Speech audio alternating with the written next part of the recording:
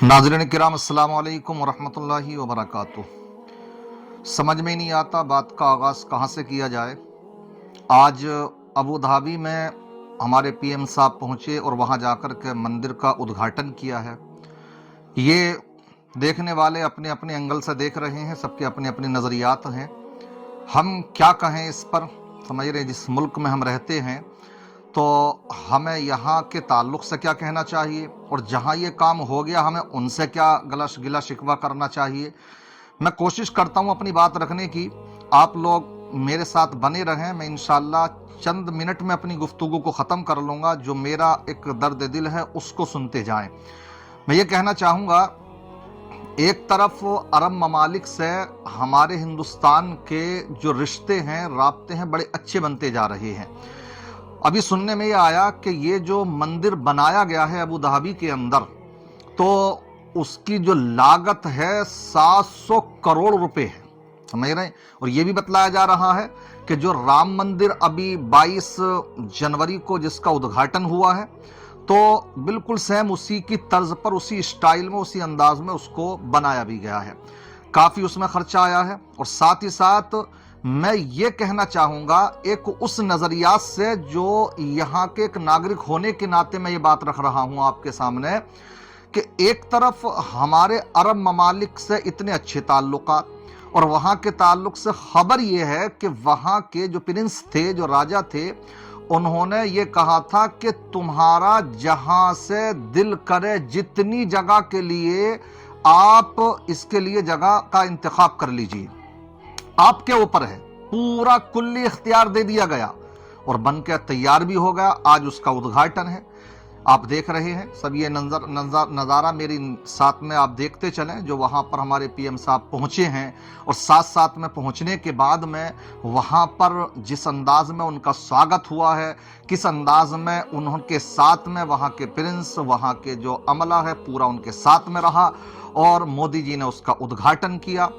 एक तरफ तो ये चीज़ है, और दूसरी तरफ जो हमारे प्रधानमंत्री अरब ममालिक से इतने मजबूत रिश्ते बना रहे हैं, मकसद चाहे उसमें अपना माईशत रहा हो, इक्तिसादी हालात को अच्छा करना रहा हो, लेकिन दूसरी तरफ वहां हालात ये हैं, वो ये कह रहे हैं कि तुम्हारा जितना दिल चाहे इतनी जगह को आप इंतखाब कीजिए, सेलेक्ट कीजिए और मंदिर बना लीजिए, हमें कोई एतराज नहीं, बल्कि वो बनवा रहे हैं।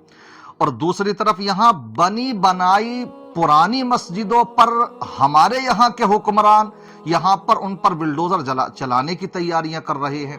आखिर ये दो रुखा मामला क्यों?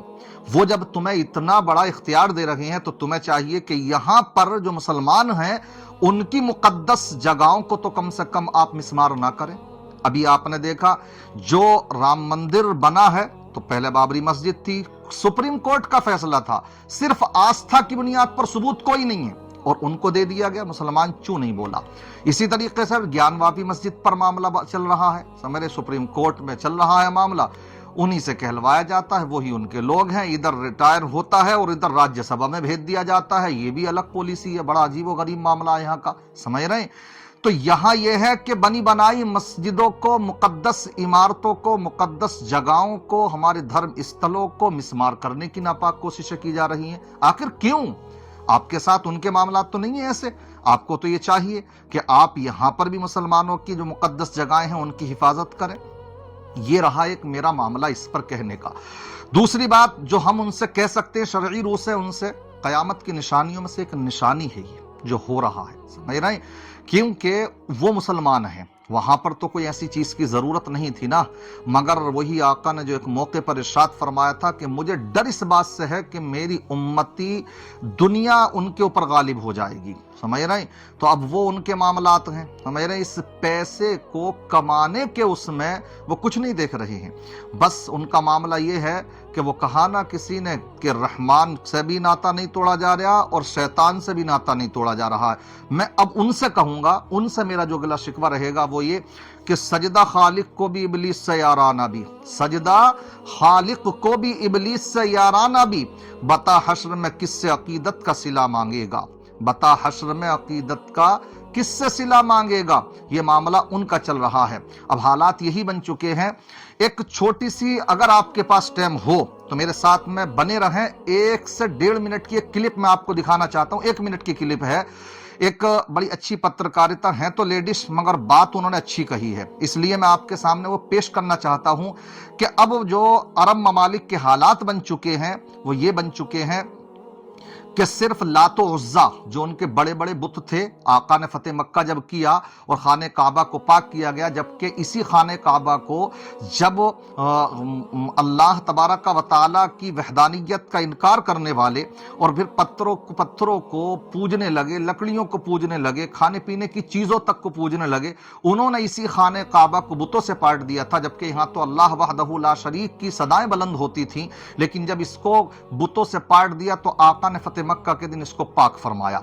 जब पाक फरमाया तो वहां पर लातो उज़्ज़ा जो बड़े बड़े बुत थे उनको भी वहां से खाली कर दिया गया, वहां से उनको हटा दिया गया। तो अब इस पर बड़ी अच्छी बात, मेरी ज़बानी कह सकते अच्छी लगती, मगर मैं समझता हूं कि हमारी बात अगर कोई दूसरा कहे तो हमें समझना चाहिए कि हालात क्या हो चुके हैं। आज अरब ममालिक के यही हालात बन चुके हैं कि सिर्फ शायद उन लातो उज़्ज़ा को वापस लाने ही की देर है, बाकी कौन सी ऐसी खराबी है जो उनके अंदर नहीं पाई जा रही है। आज वहां पर सिनेमा घरों को खोला जा रहा है, इसी तरीके से वहां पर मंदिरों के उद्घाटन हो रहे हैं, शराब खाने खोले जा रहे हैं। कौन सी ऐसी चीज है? सब ये कयामत की निशानियों में से एक निशानी है। अब हम जब देखते हैं वर्ल्ड लेवल पर मुसलमानों के हालात, तो जब हमारे मुस्लिम हुक्मरान के मामलात ये हैं, तो अगर गैर हमारे ऊपर कोई किसी तरीके की चीज़ें उछालते हैं या जुल्म तशद्दुद करते हैं तो हमें उनसे क्या गिला शिकवा होना चाहिए। इसलिए वहाँ जो हालात हैं उनके हुक्मरान के, उसकी बड़ी अच्छी मंजर कशी इस लेडीज ने की है। आप जानते होंगे, सही बोलती हैं, क्योंकि गैर मुस्लिमों के अंदर भी सबके हालात ऐसे ही नहीं है एक जैसे। अब तो लात, मनात और उज़्ज़ा ने पूरे अरब पर अपना कब्जा कर लिया है। अब तो उन खुदाओं को वापस काबे में रखना ही बाकी रह गया है, जिनको फतेह मक्का के बाद काबे से लात मारकर बाहर फेंक दिया गया था। अब लकड़ी, मिट्टी और मोम के खुदाओं का दौर लौट रहा है, क्योंकि अमीर हमजा का दौर खत्म हो चुका है। अब हमजा के कत्ल पर जश्न मनाने वालों की औलादों का दौर शुरू हो चुका है।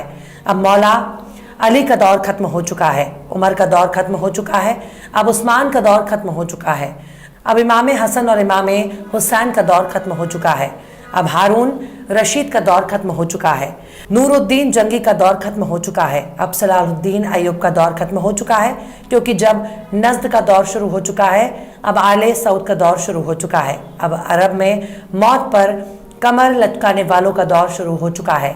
अब अरब में अपनी बहन बेटियों को नचाने वालों का दौर शुरू हो चुका है।